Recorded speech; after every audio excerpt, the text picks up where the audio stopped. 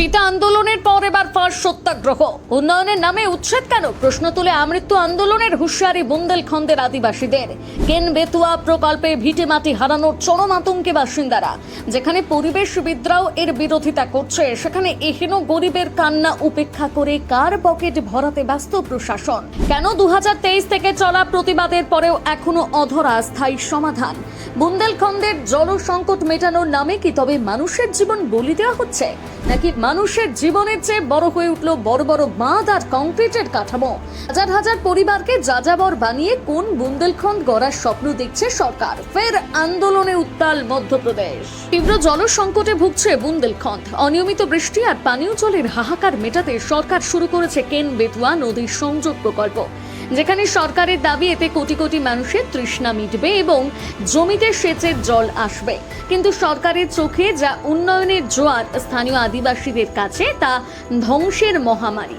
আর সেই কারণেই দৌধন, মাঝগাঁও, রুঞ্জ এবং পান্নার হাজার হাজার আদিবাসী আজ নিজের দেশে উদ্বাস্তু হওয়ার মুখে। কিন্তু কেন নদীর অতিরিক্ত জল বেতুয়ায় গেলে তার খেসারত কেন দিতে হবে 22টি আদিবাসী গ্রামের মানুষকে?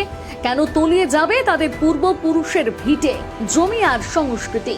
আসলে এই প্রকল্পে দৌধন বাঁধ তৈরি হলে 22টি গ্রাম জলমগ্ন হয়ে যাবে এবং ঘরছাড়া হবেন কয়েক হাজার মানুষ। যে কারণে এই আদিবাসীদের সঙ্গে একই সুরে গলা মিলিয়েছেন পরিবেশবিদ, সমাজকর্মীরাও। আর এই সব মিলিয়ে গত 2023 সাল থেকে জ্বলছে প্রতিবাদের আগুন।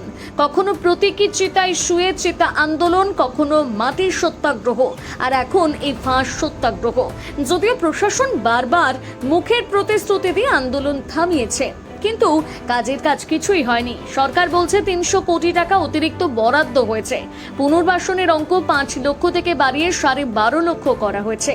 কিন্তু যে মানুষগুলোর জঙ্গল গেল, চেনা সংস্কৃতি গেল, সামান্য 12.5 লক্ষ টাকায় এই আকাশ ছোঁয়া বাজারে তারা কোথায় যাবে? তাই আন্দোলনকারীদের সোজাসুজি দাবি অন্তত 25 লক্ষ টাকা ক্ষতিপূরণ দিতে হবে, আর বাদ পড়া সমস্ত পরিবারের নাম তালিকায় তুলতে হবে।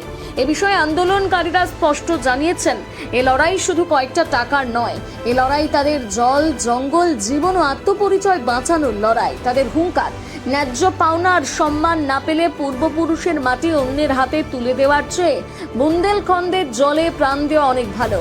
কারণ উন্নয়ন যদি মানুষের ঘর কেড়ে নেয়, তবে কার স্বার্থে উন্নয়ন?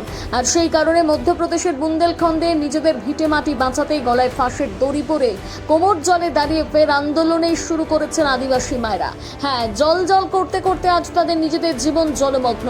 তবে এবার প্রশাসনের ঘুম আদৌ ভাঙবে, নাকি আরো এক বুক চাপা কান্না ভেসে যাবে কেন বেতুয়ার জলে? সেটাই এখন দেখার।